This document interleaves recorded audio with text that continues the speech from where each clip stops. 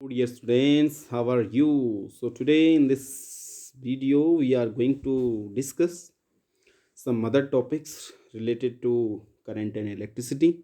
Till now we have discussed series and parallel combination of the resistance and the problems regarding series and parallel combinations. So now let's move ahead and let's start some other topics. So today we are going to discuss EMF, terminal voltage, potential drop, and internal resistance of cell. So these are few things which we will discuss in this video. So let's start. First is EMF. What is EMF? What is terminal voltage and what is potential drop, and one more, what is internal resistance? So let me tell you internal resistance first. Okay, let's say I have a cell. This is the cell. Okay, let me start with EMF. What is EMF? Okay, let's say I have a cell, this is the cell. आप market गए, एक cell लाते हैं, वहाँ से cell के ऊपर कुछ लिखा रहता है, लाइक उसमें लिखा रहेगा 1.5 वोल्ट लिखा रहता है या 12 वोल्ट, इस टाइप के सेल के ऊपर लिखा रहता है. आप देखना कभी मार्केट से लाएं. ठीक है, तो क्या है ये क्या है? सेल का पोटेंशियल डिफरेंस. क्या है? सेल का पोटेंशियल डिफरेंस है ना. सेल का पोटेंशियल डिफरेंस है, जिसको हम बोलते हैं ईएमएफ. सेल का ईएमएफ बोलेंगे इसको, electromotive force, EMF. Sorry, this is F. Write it correctly, F. This is F. Okay, so what is this 1.5 volt? This is the EMF of cell. Cell का EMF है या potential difference, EMF है. ठीक है, तो जो cell आप market से लाए उसके ऊपर जो लिखा रहता है 1.5 वोल्ट या 12 वोल्ट, तो उसको हम बोलते हैं EMF ऑफ द सेल. ठीक है, now what is terminal voltage? Terminal voltage क्या चीज़ है? देखो, सपोज ये सेल है, हम लाए मार्केट से लाए, 12 वोल्ट इसका ईएमएफ था, ये लिखा है 12 वोल्ट. ठीक है, अब ये जो सेल होता है ना, इस सेल के अंदर एक इलेक्ट्रोलाइट भरा होता है. क्या भरा रहता है? इलेक्ट्रोलाइट भरा रहता है, केमिकल भरा रहता है, जिसके कारण से इलेक्ट्रिसिटी जनरेट करता है. ठीक है, करंट जनरेट करेगा. ठीक है, तो जैसे ही सेल को आपने एक सर्किट से अटैच किया, ये जोड़ा हमने यहाँ पर सपोज एक बल्ब लगा दिया, 5 ओम का रेजिस्टेंस उसका है, तो ये बल्ब लगाया, ये अपना सर्किट पूरा हो गया. ठीक है, अब जैसे ही यहाँ से करंट फ्लो होगा, करंट ये 5 ओम के रेसिस्टेंस पे भी जाएगा और सेल के अंदर भी जाएगा करंट, तो सेल के अंदर भी करंट यूज होगा. ठीक है, तो उस करंट दो जगह यूज हो रहा है, एक तो बाहर यहाँ पर यूज हो रहा है एक्सटर्नल रेसिस्टेंस पे, और सेल के अंदर भी करंट यूज हो रहा है इंटरनल रेसिस्टेंस पे. ठीक है, क्योंकि सेल का जो केमिकल होगा वो भी करंट को फ्लो करने में रुकावट करेगा ना. करंट फ्लो होने में रुकावट जो जो चीज़ करेगा, वहाँ से क्या होगा?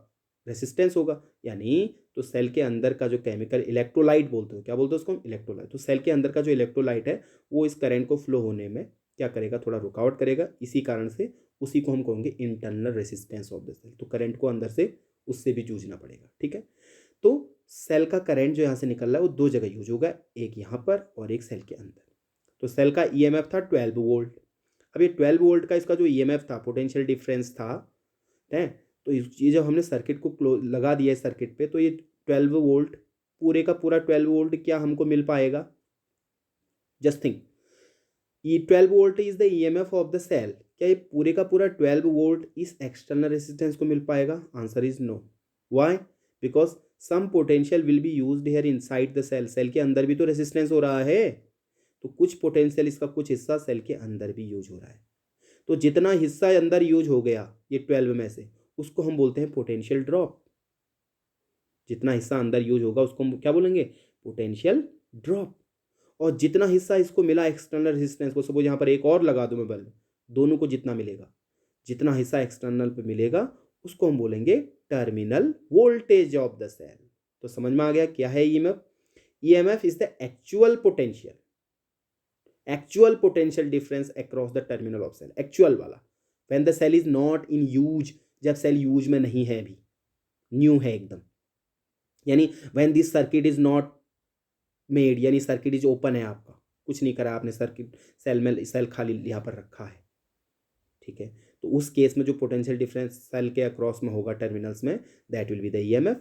और जब इसको यूज करेंगे, यूज करने के बाद जितना पोटेंशियल एक्सटर्नल रेजिस्टेंस को मिल पाएगा, that will be the terminal voltage. और जितना गिर जाएगा, जितना अंदर यूज हो गया, that will be the potential drop.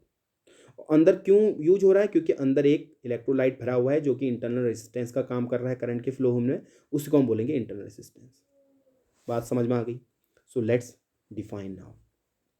Internal resistance denoted by small R is the resistance offered by the electrolyte of the cell. Cell के अंदर का इलेक्ट्रोलाइट द्वारा जो ऑफर किया गया resistance, that is the internal resistance and also known as the resistance of the cell. इसको हम cell का रेजिस्टेंस भी कहते हैं, ठीक है। Now EMF is the potential that is claimed by the cell. Cell जो क्लेम करता है, यानी मार्केट से आप सेल लाए उसके ऊपर जो लिखा है, दैट इज द ईएमएफ, ठीक है। ईएमएफ इज द पोटेंशियल, वो पोटेंशियल है सेल का potential. EMF is the potential that is claimed by the cell. या इसकी दूसरी डेफिनेशन देखा है, EMF is the potential difference across the terminal of cell in an open circuit. Suppose ये मैंने सेल रख दिया, ये सर्किट बना, यहाँ पर मैं सपोज एक स्विच लगा देता हूँ। क्या लगाता हूँ? एक यहाँ पर मैंने एक स्विच लगा दिया, ये स्विच लगा दिया। अब ये स्विच मेरा अभी ऑफ है, मीन्स ये और ये वायर यहाँ से टच नहीं है, ऑफ है। तो इसका मतलब सर्किट क्या है? मेरा ओपन सर्किट है। तो इस ओपन सर्किट में सेल के टर्मिनल्स के बीच का जो पोटेंशियल डिफरेंस होगा 12 वोल्ट ही तो रहेगा, अभी यूज ही नहीं हुआ है, ठीक है। तो in an open circuit the potential difference across the terminal of cell is known as EMF. समझ में आ गई? क्योंकि अभी यूज नहीं करा है, सर्किट इज ऑफ है ना, सर्किट ऑफ है तो ओपन सर्किट होगा, ठीक है ना। तो EMF is the potential difference across the terminals of cell in an open circuit, जिसको हम ई से डिनोट करेंगे।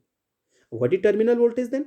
टर्मिनल वोल्टेज तब होगा जब सर्किट आपका क्लोज हो जाएगा, यानी स्विच आपने ऑन कर दिया। स्विच ऑन करते ही करंट फ्लो होगा, करंट फ्लो होकर ही जितना पोटेंशियल रह जाएगा, जितना मिलेगा मतलब एक्सटर्नल सर्किट में, वही टर्मिनल वोल्टेज होगा, ठीक है। तो होगा टर्मिनल वोल्टेज की डेफिनेशन क्या हो जाएगी? Terminal voltage is the potential that is provided to the external resistance. यानी एक्सटर्नल रेजिस्टेंस को, यानी बाहर जो रेजिस्टेंस है, एक है, दो है, तीन है, यहाँ पे एक है, तो बाहर एक्सटर्नल रेजिस्टेंस को जितना पोटेंशियल मिल पा रहा है वही टर्मिनल वोल्टेज है। क्लियर है? टर्मिनल वोल्टेज क्या है? एक्सटर्नल रेजिस्टेंस को जितना पोटेंशियल मिल पा रहा है, या दूसरे वर्ड्स में कहें तो ये जगह terminal voltage is the potential difference across the terminal of cell in a closed circuit. यानी क्लोज्ड सर्किट में स्विच ऑन कर दिया तो क्लोज्ड होते ही करंट फ्लो होगा, तो करंट फ्लो होने के कारण अब सेल के पोटेंशियल, सेल का टर्मिनल्स के बीच में जो पोटेंशियल डिफरेंस रह जाएगा वही इन टर्मिनल वोल्टेज होगा। कम हो जाएगा ना अब? Yes, okay. तो terminal voltage is the potential difference across the terminal of cell in a close circuit, okay. Now one more thing, let me tell you potential drop. Potential drop क्या होगा? Potential drop, this is the potential used by the internal resistance of cell. यानी cell के अंदर का जो resistance जितना potential use करेगा, क्योंकि कुछ बाहर मिलेगा कुछ अंदर यूज हो जाएगा ना, तो जितना पोटेंशियल अंदर यूज होगा उसी को हम क्या कहेंगे? पोटेंशियल ड्रॉप, जिसको हम आई आर लिखते हैं। I is current, R is the resistance, internal resistance. तो टीवी टर्मिनल वोल्टेज, फॉर्मूला है terminal voltage equals to E means E M F minus I R.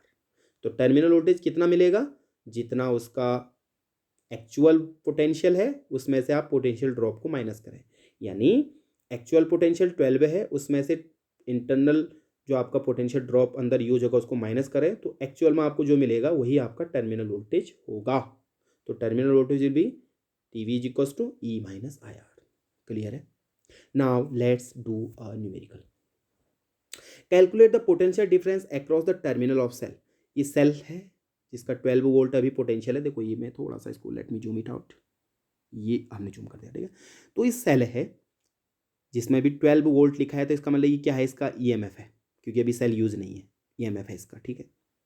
तो calculate the potential difference across the terminal of cell. अब cell के terminals के बीच का potential difference आपको निकालना है, ठीक है, ठीक है। अब यहाँ पर दो रेसिस्टेंस यूज किए हैं आपने, वन इज 3 ओम एंड एक दूसरा सेल के अंदर का इंटरनल रेसिस्टेंस जो कि 1 ओम का है, ठीक है, ठीक है, वेरी गुड। तो अगर टोटल इक्विवेलेंट रेसिस्टेंस निकालना पड़ेगा, क्योंकि पूरा सर्किट में दो रेसिस्टेंस का यूज हो रहा है, तो इक्विवेलेंट रेसिस्टेंस क्या होगा? क्योंकि सेल जो ईएमएफ, सेल जो यहाँ से पोटेंशियल प्रोवाइड करेगा वो इन देखा कि मैं 3 को दे रहा हूँ या 1 को दे, वो टोटल वो देखा कि मैं टोटल कितना दे रहा हूँ, तो टोटल दोनों को देखा ना, तो हमें टोटल इक्विवेलेंट रेसिस्टेंस निकालना पड़ेगा। तो आर ई कितना होगा? देखो दोनों सीरीज में है, यहाँ से करंट फ्लो होगा, ये जाएगा सीधे ही आएगा, कहीं बाढ़ से कहीं से डिस्ट्रीब्यूट नहीं हो रहा है ना। तो आर इक्विवेलेंट क्या होगा? 3 + 1 4 ओम का टोटल रेसिस्टेंस मिल रहा है इस बैटरी को, ठीक है। और करंट कितना फ्लो होगा?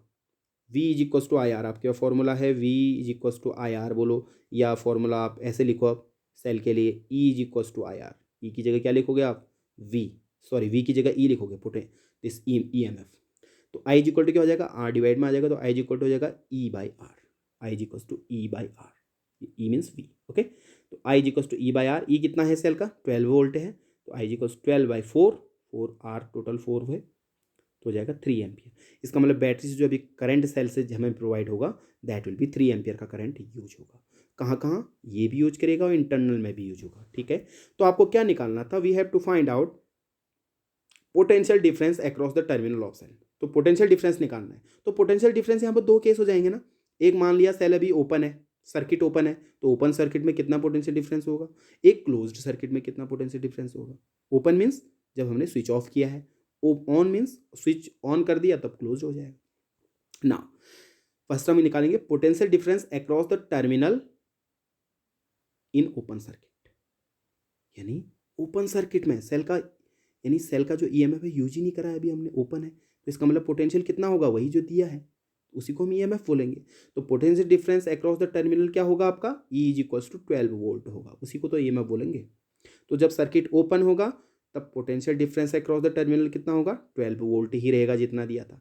लेकिन जैसे ही सर्किट आपका क्लोज हो जाता है, स्विच ऑन कर देते हैं, करंट फ्लो हो जाएगा, तब कितना होगा, potential difference across the terminal in closed circuit क्या होगा, वो ईएमएफ नहीं रह जाएगा, वो अब टर्मिनल वोल्टेज हो जाएगा। क्या फॉर्मूला टर्मिनल वोल्टेज का, terminal voltage equals to E minus I R, अभी हमने बताया, ठीक है। तो कितना हो जाएगा, ई आपका 12 दिया है, माइनस आई करंट कितना 3 एम्पियर का फ्लो हो रहा है, आर कितना इंटरनल रेजिस्टेंस 1 ओम का है, जस्ट मल्टीप्लाई करो 9 volt. So 9 volt will be the terminal voltage, ठीक है।